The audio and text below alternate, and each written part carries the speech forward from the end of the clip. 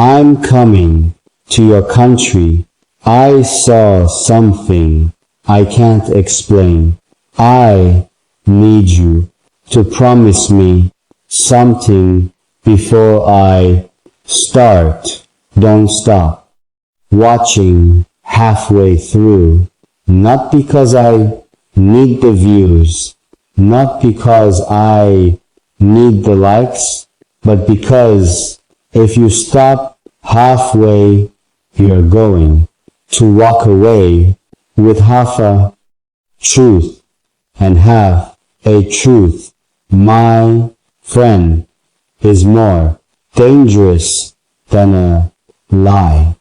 I've made almost 200 videos. I've slept in the back of strangers' trucks in Mongolia. I've eaten food I couldn't pronounce in Peru. I've stood on cliffs in Norway where the wind tried to take me with it. And in every single one of those videos, I smiled at the camera and told you I wasn't afraid. This is the first time I'm going to tell you the truth. I was afraid. I am still afraid.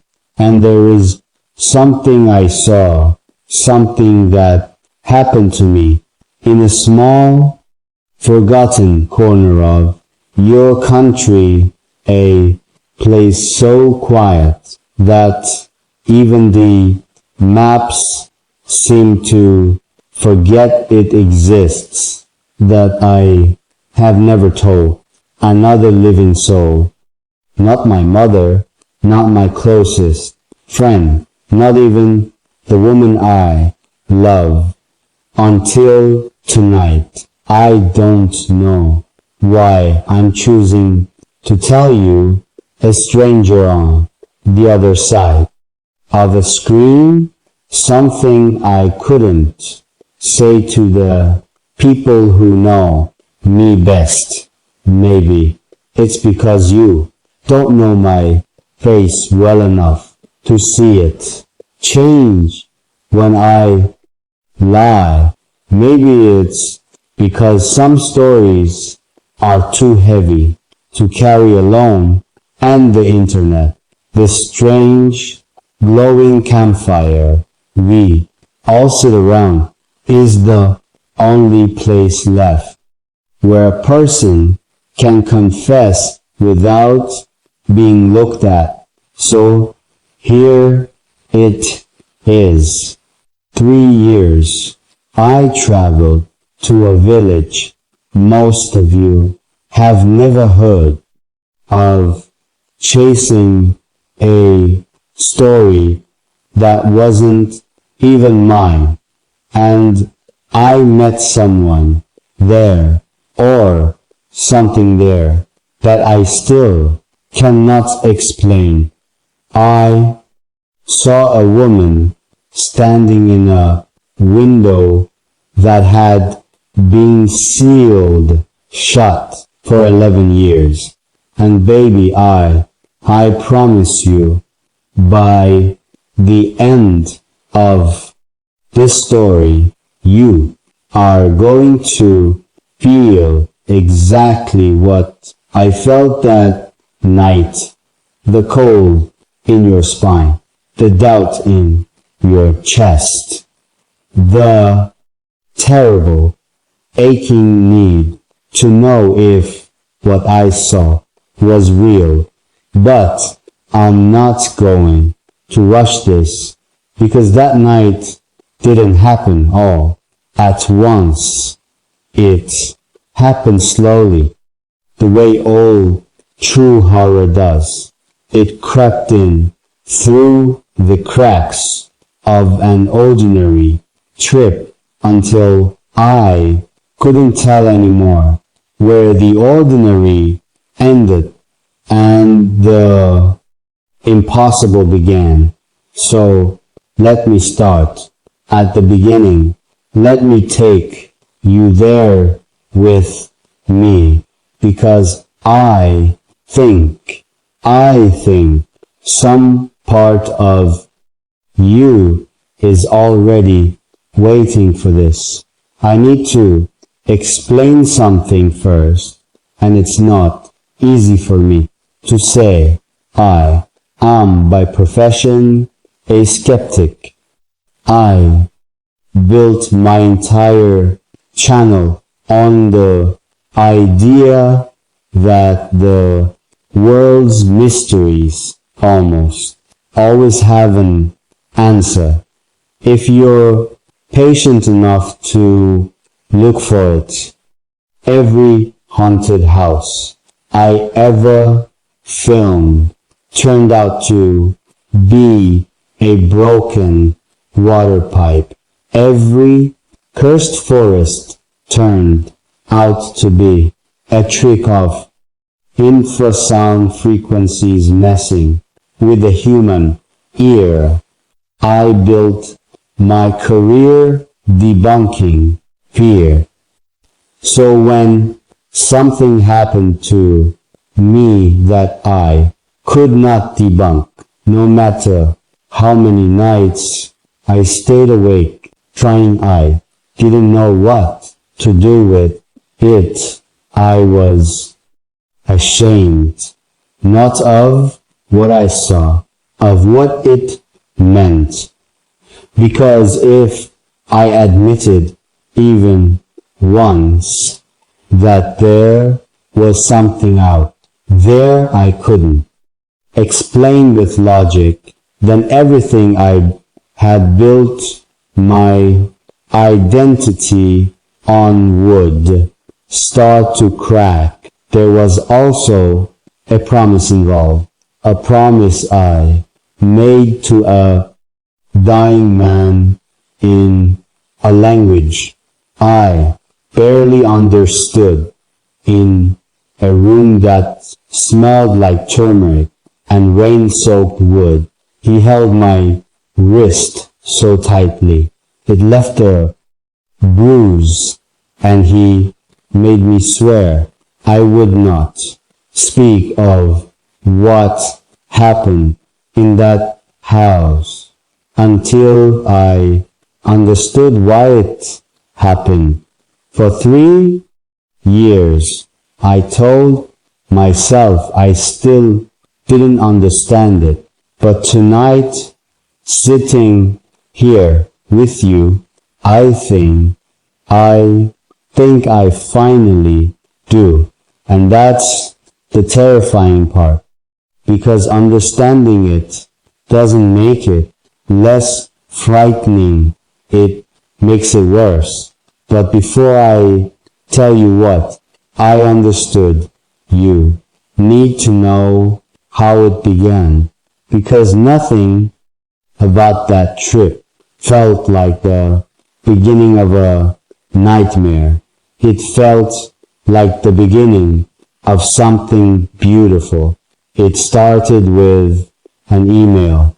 I get thousands of messages from viewers inviting me to their hometowns. Come visit my village. You won't believe how beautiful it is. And most of the time, life doesn't let me say yes. But this one was different. It came from a princess.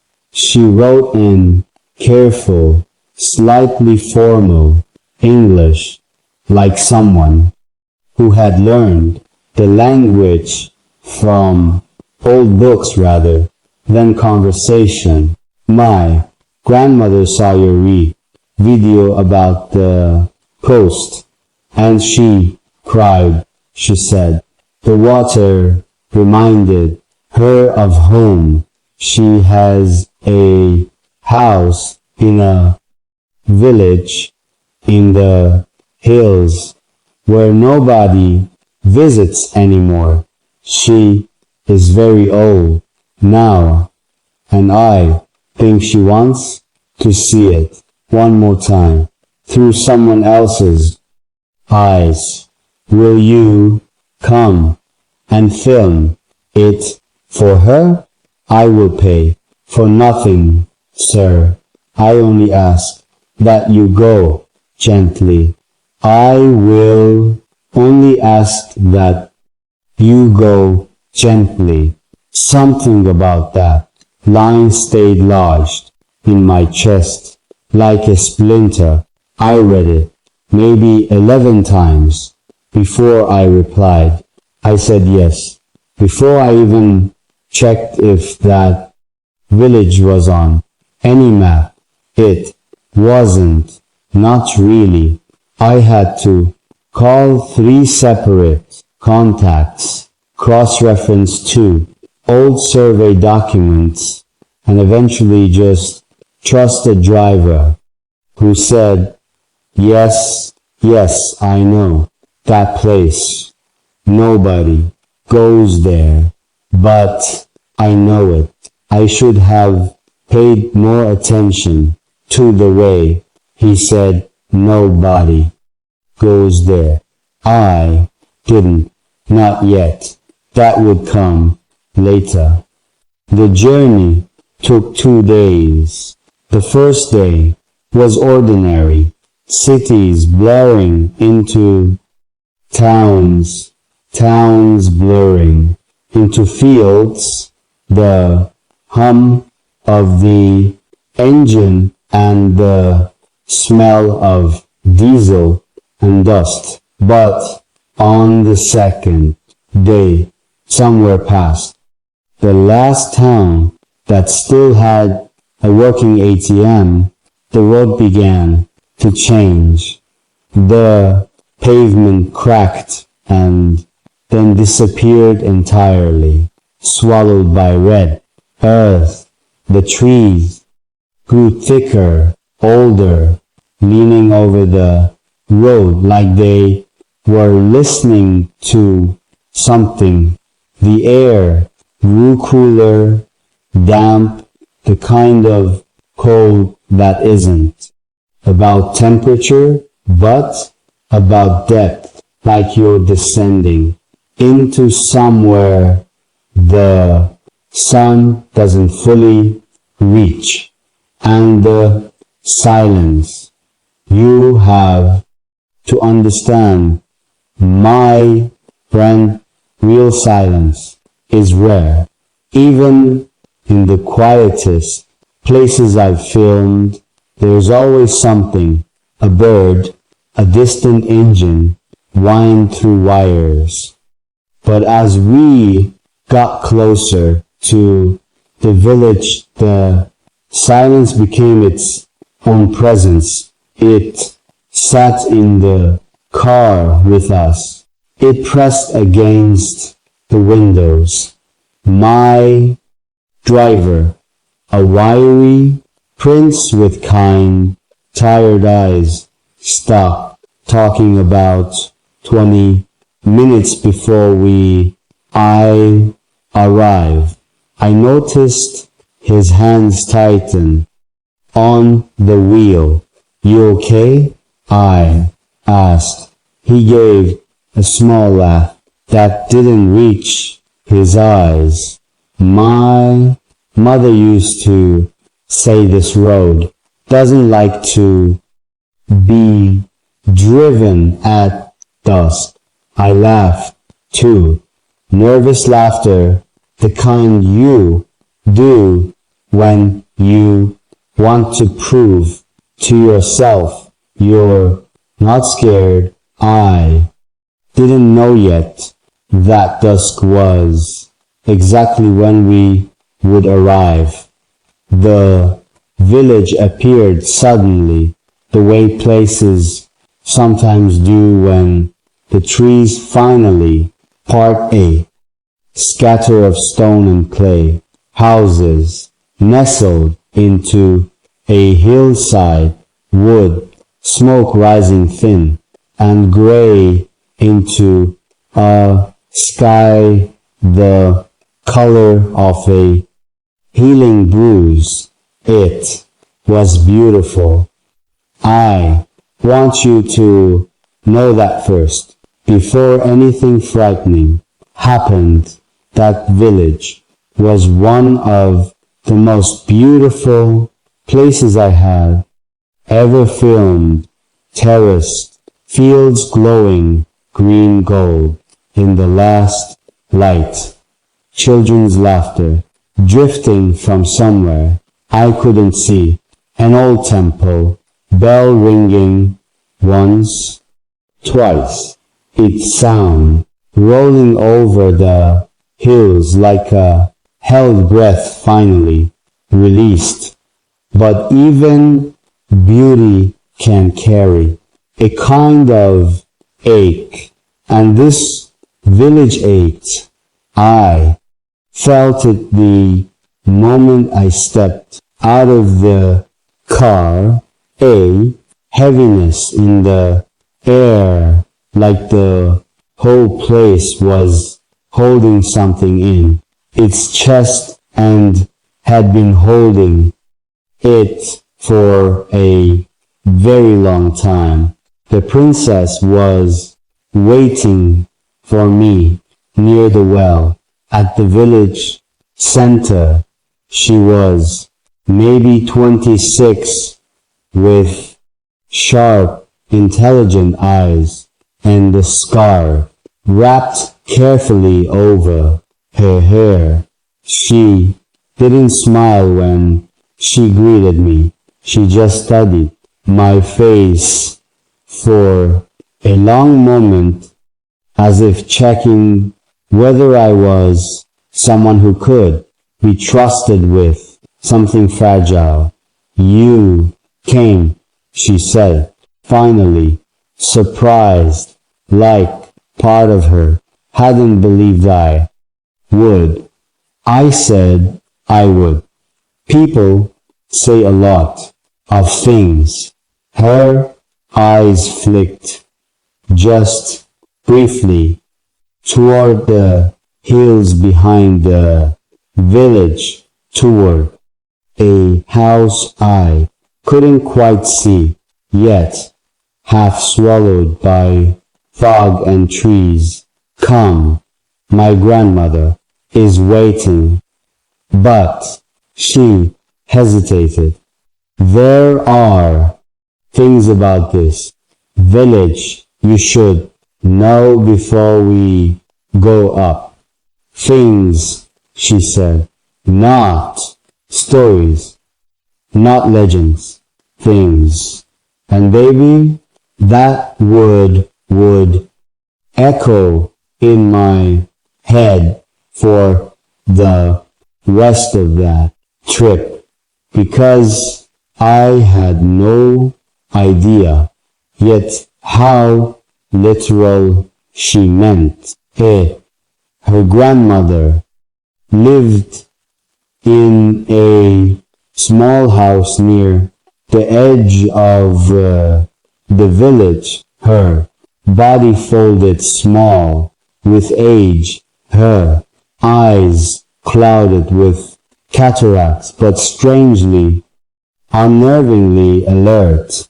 She held my hand the moment I sat beside her, and she didn't let go for a long time.